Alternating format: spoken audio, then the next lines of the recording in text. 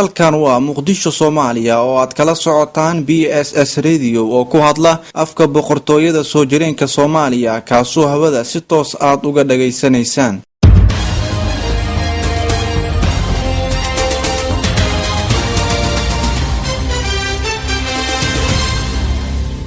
maanta oo maalin Jimco ah taariikhda miilaadiguna tahay 27 bisha May ee 2016 taariikhda hijriguna ay ku beegan tahay 20 bisha 8 ee Shacbaan 1437 waxaad ku soo dhawaataan warkii saacadlaha. musharaxa madaxtinimada ee xisbiga jamhuuriga oo lagu magacaabo Donald Trump ayaa helay cod ku filan waxaana arintani cambaareeyay dad badan oo sheegay in Mr. Trump uusan u khalmin madaxtinimada. Hillary Clinton ayaa ka mid ahay dadkii sida kulul u cambaareeyay musharaxani helay codka ku filan ayadoona sheegtay in Mr. Trump uusan u khalmin xilka madaxweynenimo. sidoo kale Donald Trump ayaa sheegay in ay sharaf weyn u tahay inuu helo cod ku filan asigoona sidoo kale rajo ka qaba in uu noqdo madaxweynaha wadankaasi. magaalada Hiroshima ayaa ka mid ah magaalooyinka uu Mareykanka dagaalkii labaad ee adduunka ku dhuftay bamka atomiga waxa uu madaxweyne Obama uu noqonayaa madaxweynihii ugu horeeyay ee Mareykan ah ee booqasho ku taga magaaladaasi. Barack Obama ayaa waxaa la socday ra'iisul wasaaraha wadanka Shiinaha ee lagu magacaabo Shinzo Abe waxa uuna Obama u baxdhigi doonaa meel taariikhi ah oo lagu xasuusto 140,000 qof ee ku dhimatay duqeyntii uu Mareykanka ka fuliyay magaaladaasi.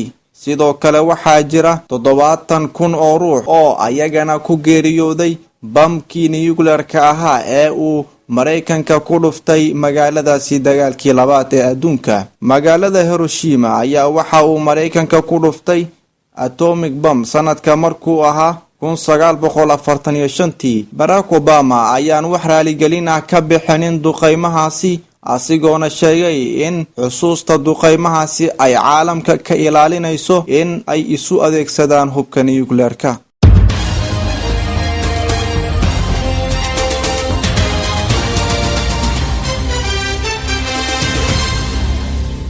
wali halka aad nagala socotaan waa BSS Radio oo ku hadla afka boqortooyada soo jireenka Soomaaliya.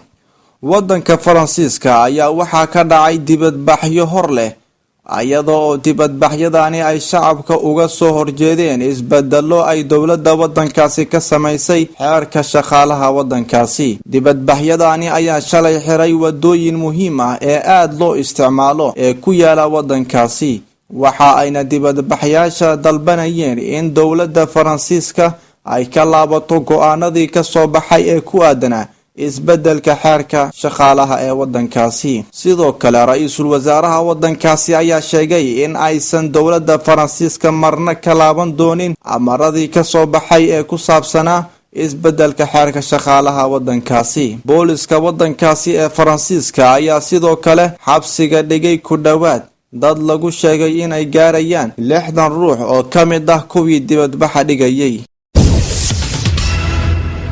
mucaaradka dalka Congo ayaa banaanbaxyo waaweyn ka dhigay wadankaasi waxa ayna dibadbaxyadani uga soo horjeedeen madaxweynaha dalkaasi ee Joseph Kabila ee doonaya in uu xilka madaxweynenimo kordhisto. madaxweynaha wadanka Congo ayaa xilka soo hayay tan iyo markii uu aabihiisii dhintay ee lagu magacaabi jiray Kabila sanadkii 2001. waxa uuna dastuurka wadankaasi dhigayaa inuu qofka isa soo sharixi karo 2 mar oo min 5 sano ah.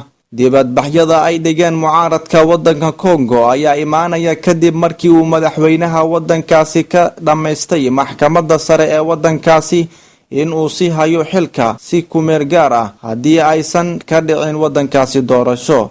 maxkamadda sare ee wadanka Congo ayaa sheegtay in dib loo dhigi doono doorashada wadankaasi 2 ilaa 4 sano ayadoona sidoo kale sheegtay in aysan dhaqaale u haynin doorashada ka dhacaysa wadankaasi. mucaaradka wadankaasi ayaa arintani ka carooday waxaayna wararku ku soo waramayaan in dibadbaxyadani ay ku dhinteen 1 nin oo askari ah iyo 1 nin oo rayid ah. weli halka aad nagala socotaan waa BSS Radio oo ku hadla afka boqortooyada soo jireenka Soomaaliya. wadamada hormaray ee loo yaqaano G7 ee ku shiraya dalalka Japan ayaa walaac ka muujiyay dhaqaalahooda oo hoos u dhac ku yimid. kulankani ayaa ka dhacay magaalada Aishima ee dalka Japan, waxa ayna madaxda ka soo qayb gashay ay diiradda ku saarayaan sidii wax looga qaban lahaa dhaqaalaha si xumaanaya ee wadamada hormaray iyo saameynta uu ku yeeshay wadamada soo koraya ganacsigoodii sida wadanka Shiinaha. sidoo kale waxaan shirkaasi ilaa iyo hadda aan ka soo bixin wax faahfaahin ah ee ku saabsan qodobada ay ka wada hadleen madaxda ka soo qayb gashay.